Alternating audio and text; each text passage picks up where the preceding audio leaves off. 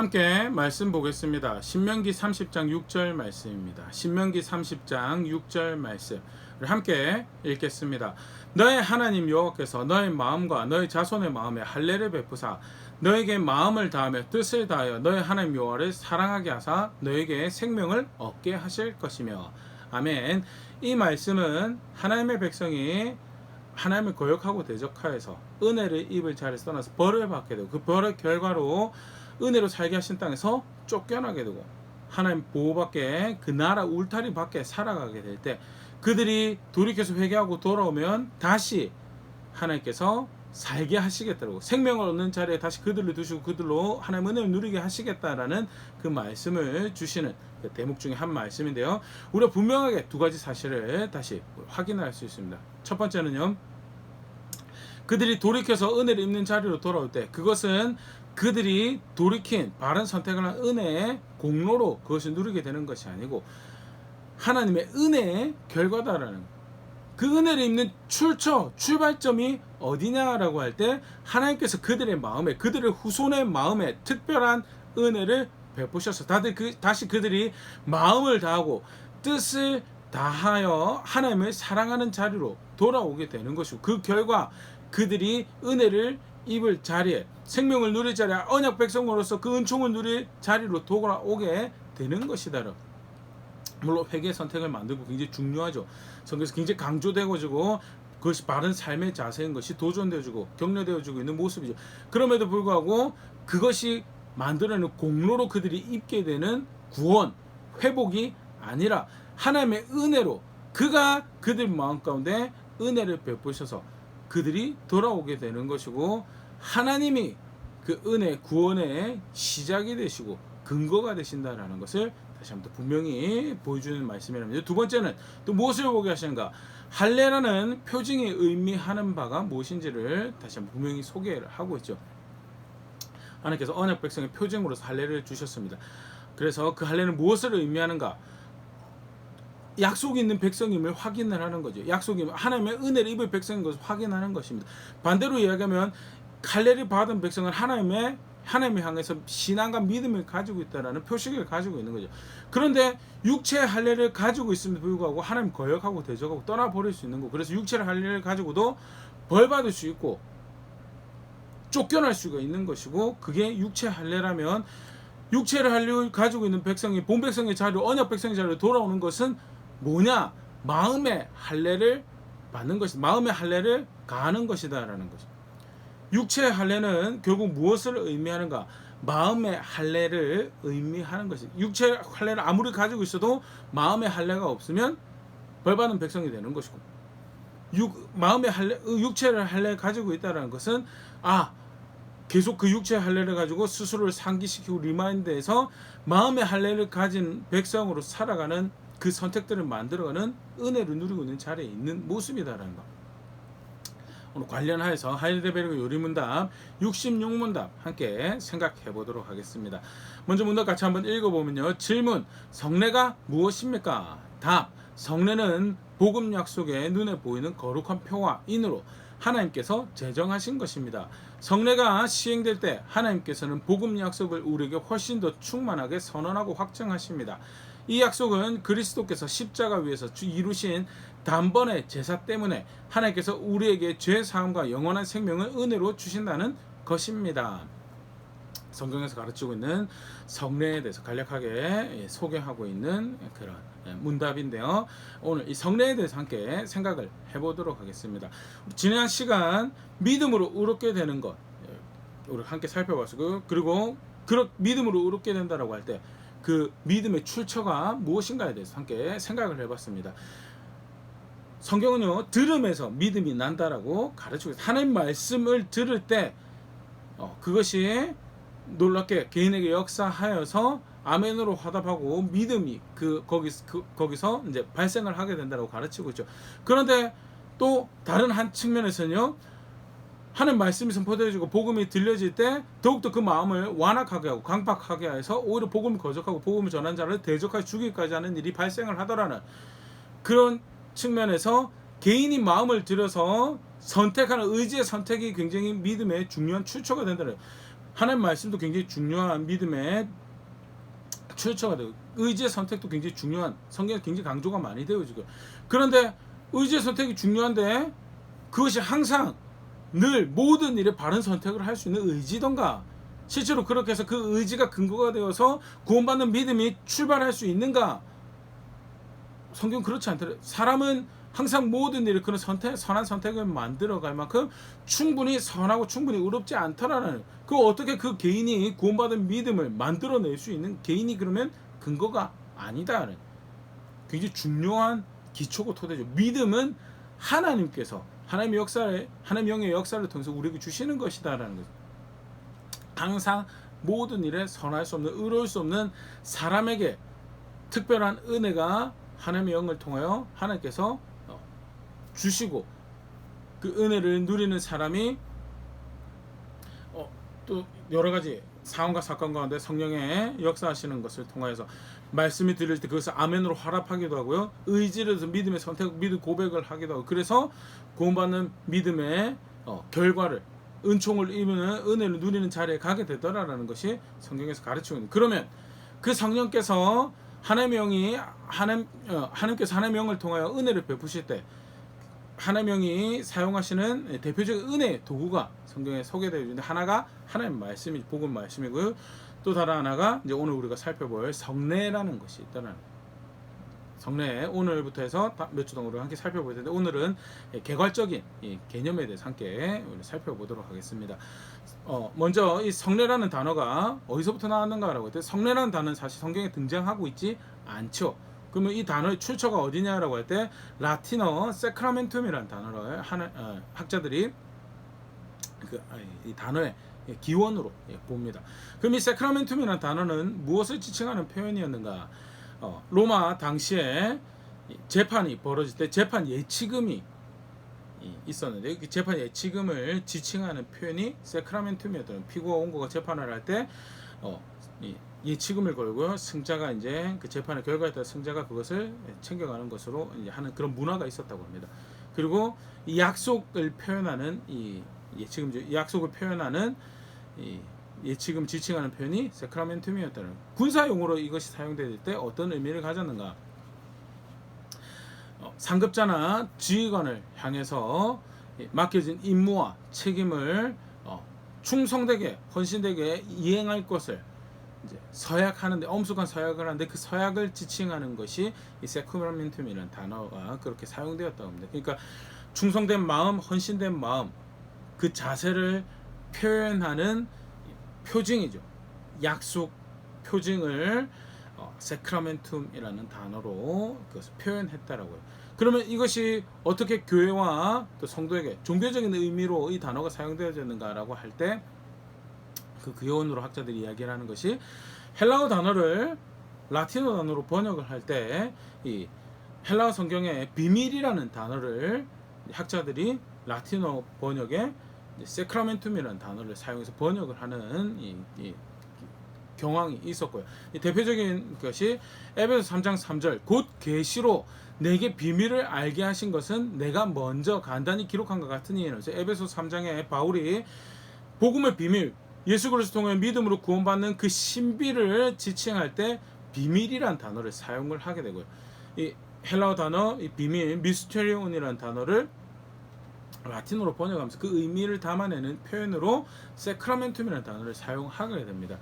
그러니까 복음의 신비, 구원받는 그 복음의 진리를 지칭하는 드러내는 사인이라는 의미에서 이 세크라멘툼이라는 단어를 사용하는 것이 아닌가라고 학자들이 그렇게 추정을 하게 되는데요. 예수 그리스도를 통해 누리게 되는 은혜를 나타내는 표징 이제 그런 의미에서 이 성례라는 단어가 이제 그렇게 사용되더라. 그러면 교회와 성도에게 주신 성례가 어떤 것이는가라고 할 때 성경에서는요 예수님께서 제정하신 성례가 두 가지 있다라고 우리에게 소개를 하고 있죠. 그리고 그것이 교회가 성도가 이제 계속해서 답습해 가야 돼 성례로 그렇게 이해되어지고 있는데요. 먼저 침례가 이제 첫 번째 그 성례죠. 마태복음 28장 19절 20절 그러므로 너희는 가서 모든 민족을 제자로 삼아 아버지와 아들과 성령의 이름으로 침례를 베풀고 내가 너에게 분부한 모든 것을 가르쳐 지키게 하라. 볼지어다 내가 세상 끝날까지 너희와 항상 함께 있으리라 하시니라. 속칭 이제 대위임령이라고 이렇게 마태복음 마지막에 기록되어 있는 예수님의 큰 명령이라는 그런 의미인데요. 예수께서 제자들 교회와 성도에게 명령을 주십니다. 가서 제자 삼으라라고. 제자 삼아야죠. 굉장히 중요한 우리의 책임과 의무인데요. 근데 그 제자 삼는 중요한 모습으로 한 가지 소개되어진 것이 침례를 주는 것이더라. 복음을 전하는 자는 복음을 전했을 때 예수 그리스도의 말씀을 예수 그리스도 전했을 때 그 받아들이는 사람이 예수를 믿게 되면 그에게 침례를 베풀어야 될 책임과 의무가 예수님께서 그렇게 명령하셨으니까요. 반대로 복음을 받아들인 사람은 예수 그리스도를 믿음으로 받아들인 사람은 어떤 책임과 의무를 가지는가? 침례를 받아야 되는 책임과 의무를 가지게 됩니다. 그래서 교회의 중요한 규례로 성례로 침례를 하나 이해를 하고요. 또 다른 하나는 성찬이죠. 누가복음 22장 19절 20절 또 떡을 가져 감사기도 하시고 떼어 그들에게 주시며 이르시되 이것은 너희를 위해 주는 내 몸이라 너희가 이를 행하여 나를 기념하라 하시고 저녁 먹은 후에 잔도 이와 같이 하여 이르시되 이 잔은 내 피로 세우는 새 언약이니 곧 너희를 위하여 붓는 것이라. 예수 그리스도가 기념되어지는 모든 곳에서 명령되어진 대로 예수님을 기념한다라고 할 때 반드시 이행되어져야 될 모습이 성찬이죠.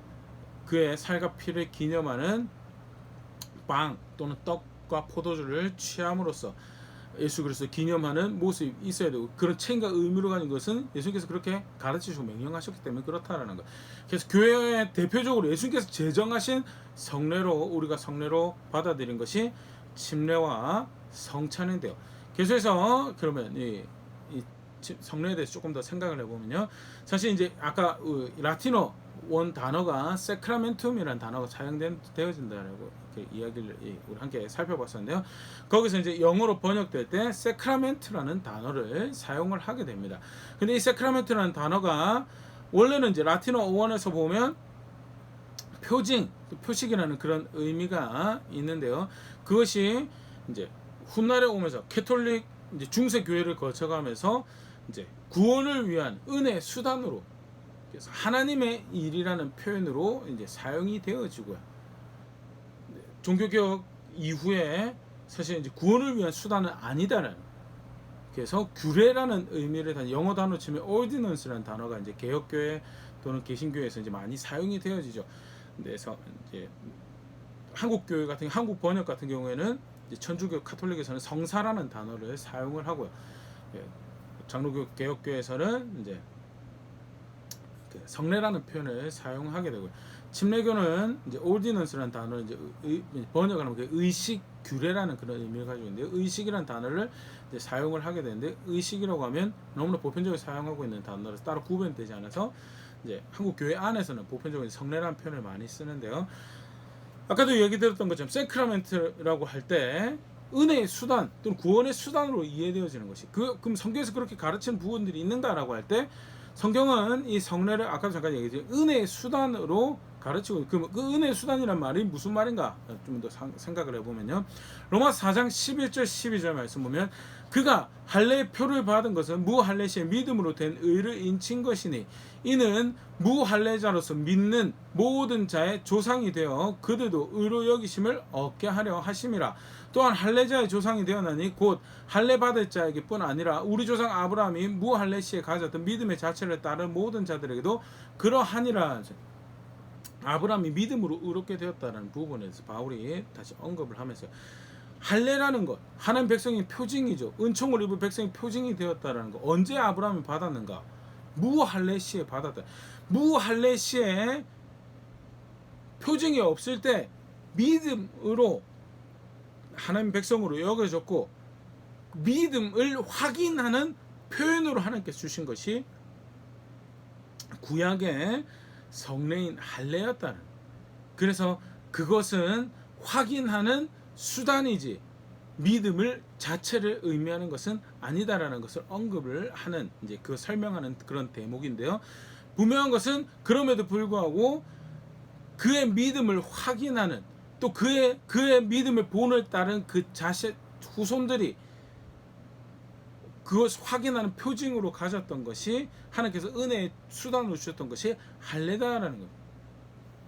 신약교회 같은 경우에 침례가 어떻게 그런 은혜의 수단으로 기능을 하는가에 대해서 로마서 6장 4절에서 7절 그러므로 우리가 그의 죽으심과 합하여 침례를 받음으로 그와 함께 장사되었나니 이는 아버지의 영광으로 말미암아 그리스도를 죽은 자 가운데 살리심과 같이 우리로 또한 생명 가운데서 행하게 하려 함이란. 침례가 가지는 은혜의 기능이 뭔가? 침례는 믿음이 아니죠. 침례는 믿음이 아닙니다. 여기서 침례를 받음으로 그와 함께 장사되었다는 것은 침례가 가지고 있는 믿음을 의미하는 거죠. 의식 자체를 의미하는 것 절대 아니죠. 그럼에도 불구하고 침례라는 예식을 규례를 함으로써 무엇을 확인하는가? 무엇을 확인하는가? 내가 그리스도와 함께 죽은 자가 되고 그의 생명에 연합하는 자가 되었다라는 것을 침례를 통해서, 예식을 통해서 확인을 하고, 그것은 개인의 믿음을, 또 그 예식에 참여한 모든 성도의 믿음을 격려하고 위로하는 하나님의 은혜의 도구가 된다는. 6장 5절 만일 우리가 그의 죽으심과 같은 모양으로 연합한 자가 되었으면 또한 그의 부활과 같은 모양으로 연합한 자도 되려. 똑같은 것을 의미하는 것. 침례가 가지는 연합의 의미에 대해서 6절 우리가 알거냐 우리의 옛 사람이 예수와 함께 십자가에 못 박힌 것은 죄의 몸이 죽어 다시는 우리가 죄에게 종노를 하지 아니하려 함이니 이는 죽은 자가 죄에서 벗어나 의롭다 하심을 얻었음이라. 그러면서 지속적으로 침례가 성도에게, 개인에게 믿음의 고백으로서 침례를 하는데, 그 침례가 표징으로서, 사인으로서 어떤 은혜의 역할을 하는가, 또는 그 예식을 할 때 하나님의 영이 그 가운데 어떤 역사를 그 개인에게 또는 그 예식에 참여한 교회에게 하는가라고 할 때, 우린 죄에 대해서 죽어서 더 이상 죄의 종로한 자리에 있지 않다는 그 사실을 확인하는 거죠. 말씀을 통해서 가르치신 것을, 복음을 통해서 가르치신 것을 예식에 참여하는 이들에게 확인하는 은혜의 수단이 되는 것이, 그것이 침례가 성례로서 가지는 기능이다는, 확인하는 기능이 된다. 그것이 믿음을 의미하는 것은, 믿음을 대신하는 것은 절대 아니지만 은혜의 수단으로서 그 믿음을 격려하고 도전하는 표징이 된다는 것. 그래서 갈라디아 3장 27절 누구든지 그리스도와 합하기 위해 침례를 받은 자는 그리스도로 옷 입었느니라. 죄의 몸에, 죄의 종되었던 자리에서 벗어났다라는, 거기에 대해서는, 그 사실에 대해서는, 이제 죄에 대해서는 죽었다라는 것을 침례를 통해서 다시 확인하시죠. 그래서 또 무엇을 확인하는가? 그리스도로 옷 입게 되었다는 것. 침례라는 예식을 통해서 그런 측면에서 은혜의 도구가 된다는 것. 성찬 같은 경우에 고린도전서 11장 26절 27절 너희가 이 떡을 먹으며 이 잔을 마실 때마다 주의 죽으심을 그가 오실 때까지 전하는 것이니라. 예식입니다. 예수 그리스도를 믿음으로 취한다라는 것을 고백하는 예식이 성찬이죠. 그런데 그걸 통하여 예수 그리스도가 기념되어주고 그를 증언하는 것, 그가 생명의 주인이심을, 나의 생명의 주인이심을 증언하는 것, 그의 살과 피로 내가 생명을 얻고 사는 것입니다는 고백이 되어 27절 그러므로 누구든지 주의 떡이나 잔을 합당하지 않게 먹고 마시는 자는 주의 몸과 피에 대해 죄를 짓는 것이니라. 믿음이 분명히 있습니다. 근데 믿음을 가지고 있다라고 할 때 예식에 참여하여서 그걸 통해서 은혜를 베푸시는 하나님을 존중하는 모습은 자 스스로를 돌아보고 엄숙하게 그 예식에 참여하는 것이죠. 그걸 마냥 자기 기분을 위해, 자기 느낌을 위하여 그걸 취하는 것은 오히려 범죄하는 것이다. 28절 사람이 자기를 살피고 그 후에야 이 떡을 먹고 이 잔을 마실지니 주의 몸을 분별하지 못하고 먹고 마시는 자는 자기 죄를 먹고 마시는 것이다. 스스로가 예수 그리스도의 지체인 거에 대해서, 그래서 나만 지체가 아니고 함께 지체된 사람들 앞에서 내가 바른 신앙 고백하게 스스로를 돌아보고 스스로를 확인하고 이 예식에 참여하는 것이, 그래서 바른 예식에 참여하는 모습이고, 왜 그것은 예수 그리스도의 살과 피로 살아가는 신앙을 고백하는 자리이기 때문에, 그의 또한 살을 취한 그의 몸에 지체인 것을 고백하는 현장이기 때문에 예식을 통하여 함부로 살아갈 수 없는, 그의 지체로 살아가야 되는 성도의 자리에 있음을 확인하는 은혜의 수단이, 은혜의 도구가 되는 거죠. 더불어서 그 신앙 고백하는 것을 통해서 그 주가 주신, 나를 위해서 내어주신 그의 살과 피, 그의 십자가의 공로가 내게 생명이 됩니다라는 것을 고백하는 현장이고, 개인의 믿음을 격려하고 도전하는 은혜의 도구가 된다는 그런 측면에서 이 성례가 은혜의 수단이 된다는, 그런 측면에서 은혜의 수단이 된다. 굉장히 중요한 이해입니다.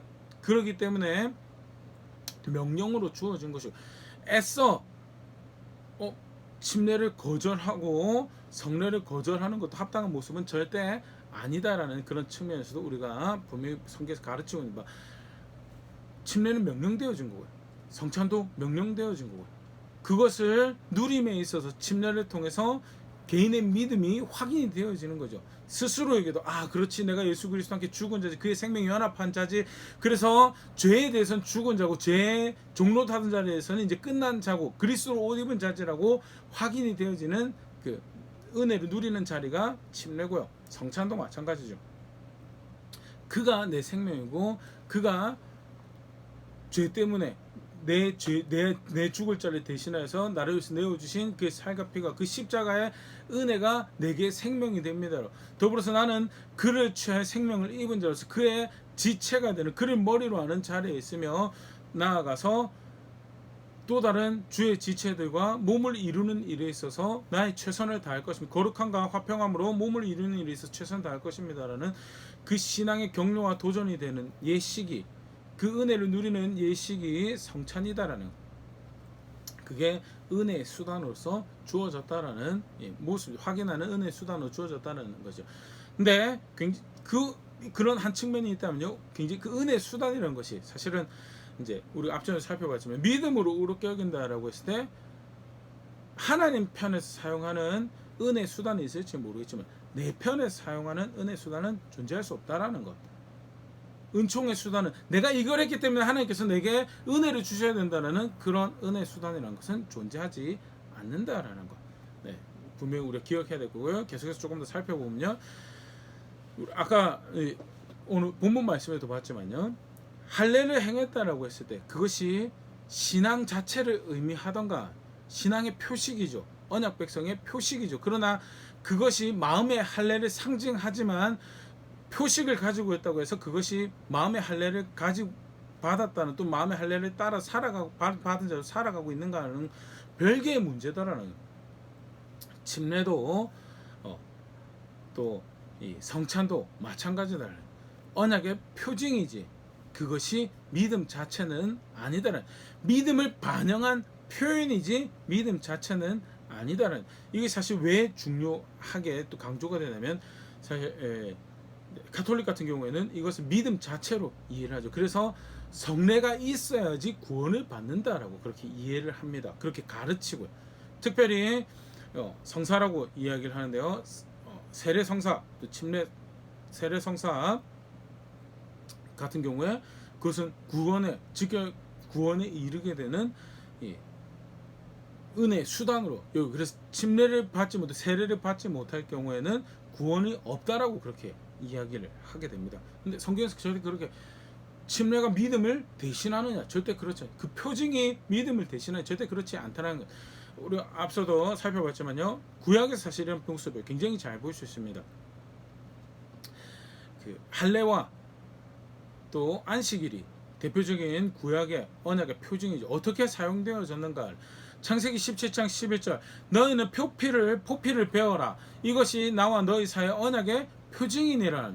언약의 표로, 하나님 향한 신앙을 가지고 있는, 하나님 향한 믿음을 가지고 있는 표로, 하나님 백성의 표징으로 하나님께 주신 것이 할례고요. 더불어서 하나님 편에서는 은혜를 입을 백성으로 여기는 표가 할례다라는, 그래서 창세기 17장 14절 같은 경우에 할례를 받지 아니한 남자 곧 그 포피를 베어내지 아니한 자는 백성 중에서 끊어지리니 그가 내 언약을 배반하였습니다. 할례가 없으면 죽이라라고, 내 백성 아니다라고, 내 백성 취급하지 않겠다라고 한 게 할례였어요.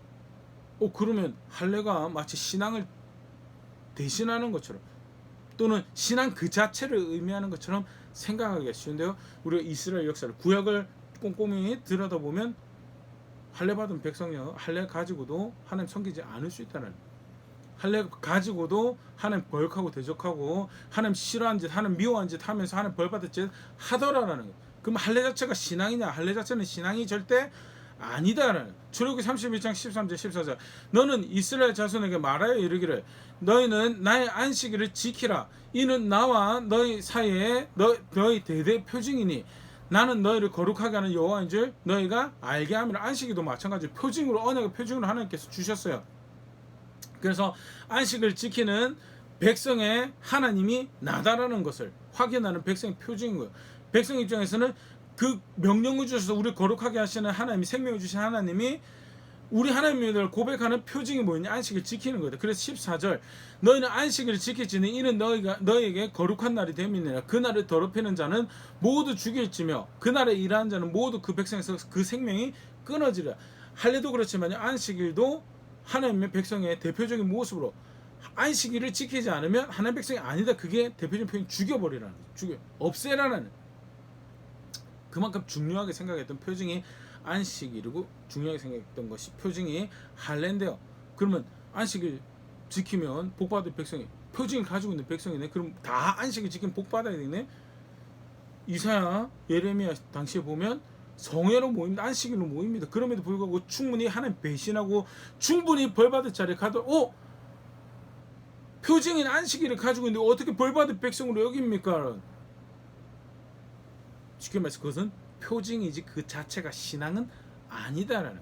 계속 보면요, 아까도 물어봤지만 할례의 본질은요, 마음의 할례를 의미하는 거예요. 신명기 10장 16절 처음 말씀을 주실 때, 신명기면 언약을 재확인한, 언약 백성을 새로 구축하는,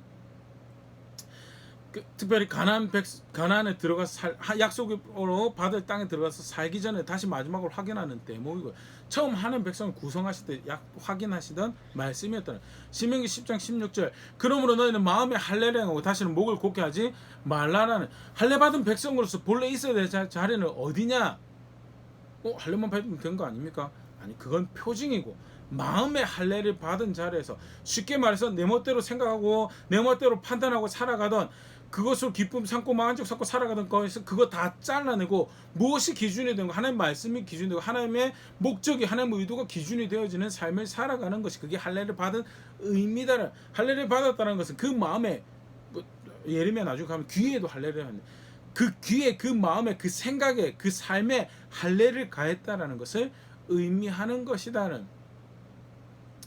예레미야 4장 4절, 유다인과 예루살렘 주민들아, 너희는 스스로 할례를 행하여 너희 마음 가죽을 베고 나 여호와께 속하라. 그리하지 아니하면 너희 악행으로 말미암아 나의 분노가 불같이 일어나 사르리니 그것을 끌 자가 없느니라. 할례를 받았다라는 것은 하나님께 속했다라는 것을 의미하는 언약 표징이라고 하지 않으셨습니까? 그런데 뭐라고 말씀하시냐면, 할례를 받았는데 마음의 할례를 받지 않아서 하나님께 속하지 않았다라고. 하나님께 속하는 길은 뭐냐? 마음의 할례를 가해야 된다고. 성례는 표징이지, 표현이지 믿음 그 자체가 아니야. 구약 신약으로 들어오면요, 침례가 구원이냐? 침례는 구원이 아니다. 침례는 고백이고 표징이다. 그것이 은혜의 수단으로 믿음을 확인하고 복음 말씀을 확인하는 일종의 뭐라고 할까요? 시각적 효과는 가지고 있을지 모르겠지만 그게 믿음은 아니다라는. 다르게 표현하면요, 좀 극단적으로 표현해서 침례받지 않아도 구원받을 수 있다라는, 믿음으로 구원받는 거죠. 침례받지 않아도 구원받을 수 있고요. 그래서 교회에서도 침례를 최대한 개인이 선택한, 개인이 의지를 해서 침례를 받을 수 있도록 기다리죠. 그걸 선호하고 그걸 그렇게 할 수 있도록 격려합니다. 개인이 선택을 해서 개인이 할 수 있도록, 개인의 믿음이 전제가 돼야지 그 표현 자체가 의미를 가지는 거기 때문에, 개인이 내가 공개적인 자리에서 아직 침례를 할 만큼 저 아직 예수님 그렇게 인정하지 않는데요 라는 그런 자리라면 침례를 아직 충분히 자기 고백으로, 자기 신앙으로 침례를 받을 수도 기다려주는 것이, 또는 그 복음에 대해서, 말씀에 대해서 확인하고 격려해 주는 것이 필요한 것이지, 침례 받으면 믿음이 생길지도 몰라라는 이해는요, 그거는 그릇된 거다. 성경 절대 그런 은혜의 수단으로 가르치고 있지 않다는. 침례 받으면 믿음이 생길지도 몰라라는 것은요, 침례 받으면 그 믿음이 더 견고해질지도 몰라라는 그 접근은요, 침례를 받으면 구원받은 믿음이 생길지도 몰라라는 이해랑 동일한 거기 때문에 절대 그거는 성경에서 가르치는 바가 아니고, 그런 측면에서 은혜 수단 절대 아니고, 우리 지금 살펴보고 있지만 믿음의 표징이지, 믿음의 표현이지 그것이 믿음 자체는 아니다라는 것. 안식일도 조금 더 보면 에스겔 20장 11절 12절 사람이 준행하면 그로 말미암아 삶을 얻은 내 율례를 주며 내 규례를 알게 하고 하는 말씀을 주서 생명을 얻을 수 있도록 하셨다는 것을 이제 본백성도 이야기하면서 이 12절 또 내가 그들을 거룩하게 하는 여호와인 줄 알게 하려고 내 안식일을 주어 그들과 나 사이에 표징을 삼았노라. 안식일이 뭐냐? 표징이다라는 표징. 표징이라고 하면 표다라는 거예요. 안식일 자체 쉬는 것도 굉장히 중요하죠. 우리 지금 주일날 오전에 표징이라는 것, 표적이라는 것을 함께 살펴보고 있는데요. 기적 자체도 소중합니다. 그러나 그게 표징이라는 것은 그것이 담고 있는 것이 더 소중하다는 안식일 자체 쉬고 안 쉬고 사실 굉장히 중요한 이슈였어요. 그런데 하나님께서 정작 말씀하신 그거는 표징이다는 표징. 그럼 뭘 담고 있는 거냐? 구별하시는 하나님이 내 하나님이다라는 것을 고백해야 되는 안식일은 멀쩡하게 지키는데 그가 구별하시는 대로 내 삶을 구별하지 않아요. 그러면 그 표징에는 의미가 있냐 없냐? 없다라는 거예요. 반대로 그것이 본래 바른 기능을 한다는 것은 안식일을 행하면서 무엇을 확인해야 돼요? 여호와가 내 하나님이고 그를 따르는 거룩한 선택들이 그의 말씀을 따르는 그가 나를 거룩하게 하시는 분으로 그의 말씀을 존중하는 것이 내 신앙이다라는 것이 확인이 되셔지고 그게 열정을 다시 가지게 된다면 그것은 그 안식일의 표징이 바른 기능을 하는 거죠.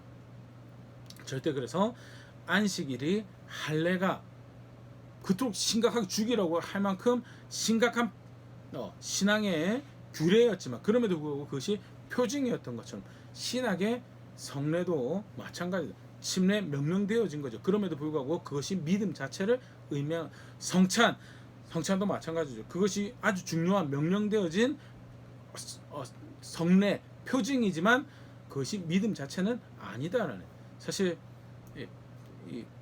당연한 거 아닙니까? 라고 생각할 수 있지만요.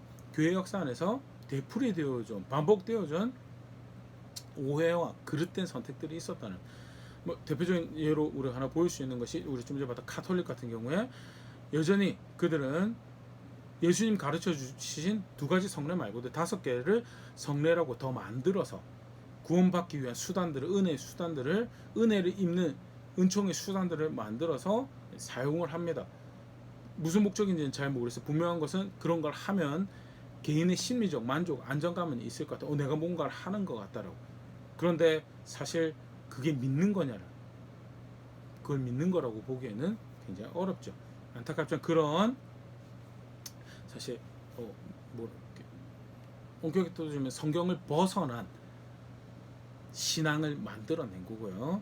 그런 이해가 있더라. 또 다른 예로 볼 수 있는 조나단 에드워드 같은 경우, 조나단 에드워드가 부흥도 경험하고 열심히 하는 기준과 진리를 가르쳤던 교회에서 쫓겨나게 되는 그 대표적인 사건이 성찬과 관련된 조나단 에드워드 선임 목사님이 성찬을 이렇게 일종의 믿음을 얻을 수 있는 수단도 될 수 있을 것처럼 이해했고 그래서 불신자들도 성찬에 참여하도록 그렇게 열어줬다고 합니다.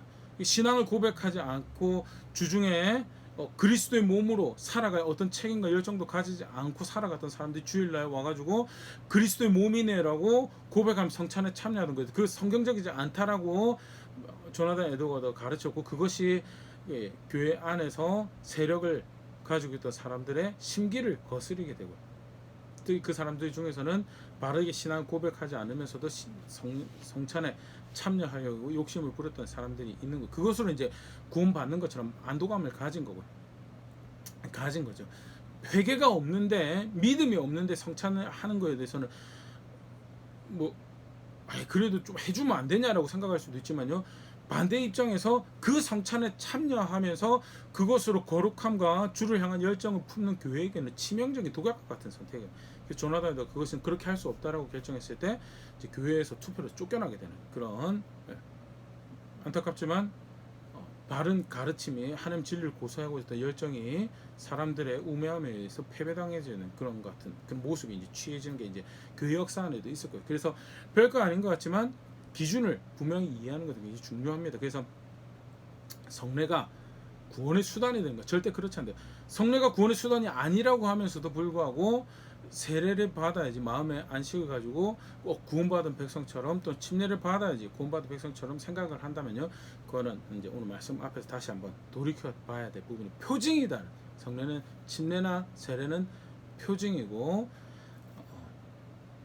성찬도 표징이고, 그러나 하나님 편에서 그것을 예수 그리스도 통해서 교회에게 허락하신 것, 그걸 통해서 받은 복음이, 받은 구원이 어떤 것인지 다시 계속해서 상기하는 그런 은혜의 수단이 된다. 그런 측면에서 은혜의 도구가 된다라고 성경은 가르치고 있고요. 성경에서 하나님 영이 하나님 백성 가운데서 그의 구원의 여정을 인도함에 있어서 수단으로 사용하는, 하나님 말씀과 더불어서 수단으로 사용하는 대표적인 모습이 성례다라는 것, 간략하게 말씀봤는데요. 오늘 말씀 이렇게 마무리할 수 있으면 좋을 것 같습니다.